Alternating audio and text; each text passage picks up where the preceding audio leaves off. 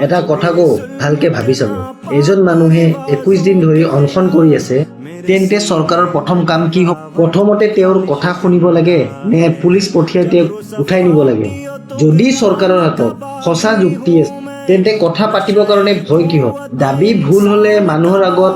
তথ্য দি কেনে বুজাই দিয়ক কিন্তু কথা নুশুনাকৈ আলোচনা নকৰাকৈ কেৱল জোৰ দেখুৱালে মানুহৰ মনত প্ৰশ্ন উঠিবই গণতন্ত্ৰ মানে খালি ভোট দি কেনে শেষ নহয়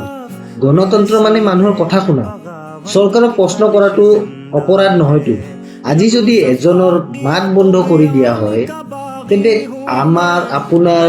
মাত বন্ধ কৰি নিদিব যে এইটো গেৰেণ্টি কোনে ল'ব যদি সোণম ছাৰৰ স্বাস্থ্যৰ চিন্তা সিহঁতক ইমানেই আছিলে ঠিক আছে চিকিৎসা দে কিন্তু তেওঁৰ দাবীটো শুনাওতো জৰুৰী হয় ন তেওঁৰ লগত সমালোচনা কৰাটো জৰুৰী হয় কি বিচাৰিছে কি বিচৰা নাই কথা পাতক সমাধান বিচাৰক জোৰ দেখাই বল দেখাই সব বস্তুৰ সমস্যা সমাধান নহয় আৰু এটা কথা মনত ৰাখিব এতিয়া ক্ষমতা আছে বাট ক্ষমতা নাথাকিব এদিন কিন্তু গণতন্ত্ৰত মানুহৰ অধিকাৰ মাত মাতা সদায় থাকিব লাগে কাৰণ এইটো ৰাজতন্ত্ৰ নহয় সেইকাৰণে চৰকাৰক প্ৰশ্ন কৰাটো দেশ বিৰোধী নহয়